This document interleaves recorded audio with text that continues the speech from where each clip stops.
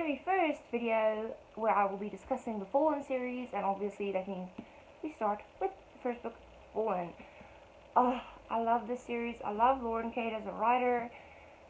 I'm actually thinking about discussing the 2 teardrop books after the Fallen series. Some angels are destined to fall. Instant, intense, weirdly familiar. The moment Luce looks at Daniel, she knows she has never felt like this before. Except she can't shake the feeling that she has. And with him, a boy she doesn't remember ever setting eyes on. Will her attempt to find out why enlighten her or destroy her? So, I don't know how many of you guys have read these books, but first book I give 5 out of 5 stars for just being absolutely incredible, taking us on such a wild ride, meeting these amazing characters. Deception is everywhere. You get the good fallen angels and the bad fallen angels, and it's just wow. It's amazing. It messes with your head. It makes you fall in love. Everything all jam-packed into one book. Luce, well, her full name is Lucinda Price. She has discovered that she sees shadows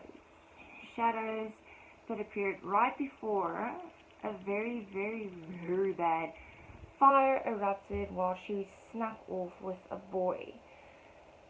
They said she started the fire, that she tried to kill him, and so she ends up at Sword and Cross, a reformatory school for juvenile delinquents. Only way I can say that. We meet Randy, I'm still not sure if Randy's male or female. Who knows? We meet Ariane, which she is so cool. I love her. I want all my friends to be like Ariane because she's just absolutely amazing.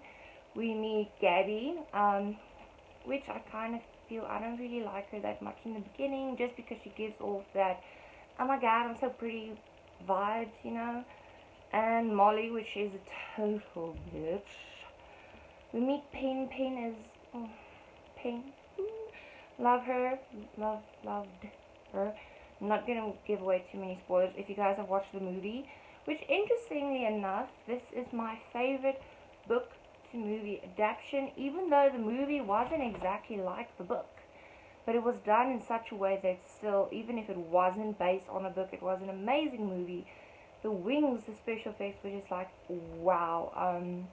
Really loved who they picked as the characters.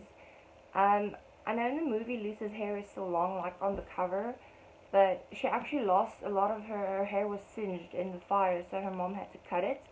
So her hair is a lot shorter in the book, and Ariane actually makes Luce cut her hair to look like hers. The movie, I went to see it in cinemas with my husband because we're both major Fallen fans. He's Team Daniel, Daniel Gregory, the good guy with the violet eyes and the blonde hair. Okay, I like Daniel, don't get me wrong, I love Daniel, he's cool, but Cameron Brill, I don't know. I told my husband Christopher from when I first laid eyes on this man in this book, I knew he was going to be the bad boy.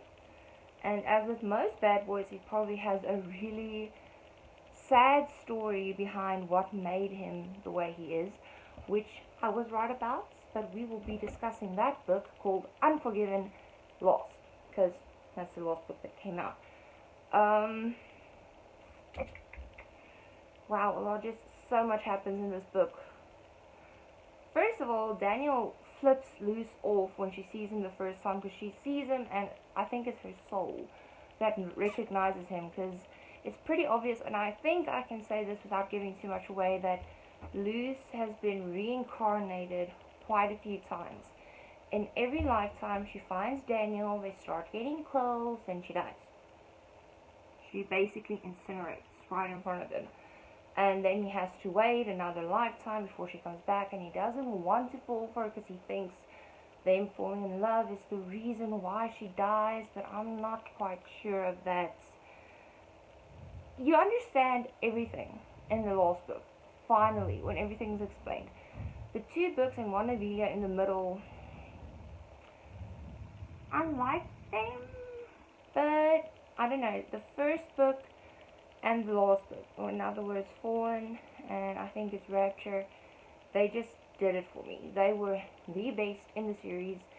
If I can give my oh so humble opinion, sorry, the gypsy needs her coffee. Nectar of the gods. So, he sees Daniel and her soul recognizes him, and she can't stop looking at him. Because here's this boy wearing all black but with a blood red scarf. Because that's the only colors you're allowed to wear at Sword and Cross. Pitch black, completely black. Because the school isn't fucking bleak enough already. And he looks back at her, and she stares at him, and it's that sparks flying moment, and then he's just like, he flips her off. And she can't understand this. During this whole book, she's so persistent with him, telling him that there's something he's not telling her, and he's like, yeah, I don't know you, why should I tell you everything? And he tries so hard to blow her off, but when she finally figures it out, because she sneaks into the library one night, yeah, there's that character too, I think her name is Sophie, the librarian. She knows about the fallen angel. She knows they're in the school. She knows everything about them. She knows about Luce's curse. She ends up killing a very important character. I don't like that old woman. Old people in general, the old generation is just, If you ever stood in line wanting to pay for something, and they just think they can come and cut in right in front of you because they're old, so they have all the rights. Yeah, if that hasn't happened to you, try living in South Africa. Our old people are very, very opinionated about them being, they should be regarded as kings and queens. But I'm getting off the subject. We have a professor in here as well. I can't remember his name right now. I did reread the book for this, but I was very sick when I did so. Being a diabetic, I get sick quite often, quite easily. Luckily, it wasn't anything too dangerous, but let's just say it was something that made me lose almost 10 kilograms in a week. So, that was fun. He finds out about them in this book as well. He's the one that at the end of this book takes Luce away somewhere before we get to Torment, where she's at this awesome, the school's name is Shoreline. She pieces all of this together when she finds a book. And in this book, there's a picture of her and Daniel in the 1800s. Not someone that just looks like them, it's her. It's Luce and Daniel in a very, very old photograph. And she figures it out. But someone didn't want her to figure it out. So the librarian went up in flames. And we lose Todd. A secondary character, but Todd and Payne were kind of like into each other. If you do hear noises, I do apologize. My cats are very hyper and very naughty these days. Night Fairy. Sorry. I don't know. This book, the first time I read it, I finished it in a day because I couldn't put it down. I just couldn't. My eyes don't allow for me to read books that quickly anymore because I did go for my eye checkup a few weeks ago. My eyes are doing a lot better, but I need new glasses because my eyes got better. So now reading takes forever. I'm trying to read the Dark Fever series by Karen Marie Moaning, and I'm reading it on my tablet, but it hurts so much, and I love fairies, so I really, really want to read it.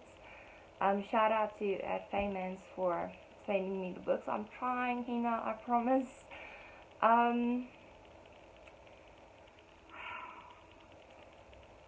with everything going on, reading is such a good escape. But the problem is when she figures this all out and Daniel asks her to meet him so that he can confirm everything, all hell breaks loose. The bad fallen angels and the good fallen angels clash at sword and cross. As I said, we lose a very beloved character in this horrible fight. But luckily, when the dust has settled, I think Daniel and Luz finally share their first kiss. And then she's taken away so that she can be safe. The book ends with her sleeping in a cabin and Daniel and Cam both watching her sleep, finally saying that, okay, there's a truce. Because they aren't the only ones after her. There are other forces at work and they want Lucinda. They think, and we meet them in the second book, they think that if they can get her, they will be granted access back into heaven. People are so stupid. But yeah, that's really all I can say without giving too much away. Please go read the book. 5 out of 5. Love this book. And then next week we will be discussing Torment. I will admit I have read the novella Fallen in Love, but I don't have it. I will download it and go through it again before I discuss it, don't worry. And I'll have a nice, I'll just add a screenshot somewhere. But if you did enjoy this video, please remember to stake that like button, hit the notification bell with the silver bullet, and you can check out any of these videos for more content just like this. Thank you guys for watching. Please stay safe. Pray for our cold asses here in South Africa. And if you do live in America, enjoy the heat for my part as well. Maybe take a nice swim, because I really miss swimming. There's a lot of swimming in the lake in this book. That happens too. Beautiful lake, beautiful scenery. But yeah, guys, thank you so much, and I will see you guys next week.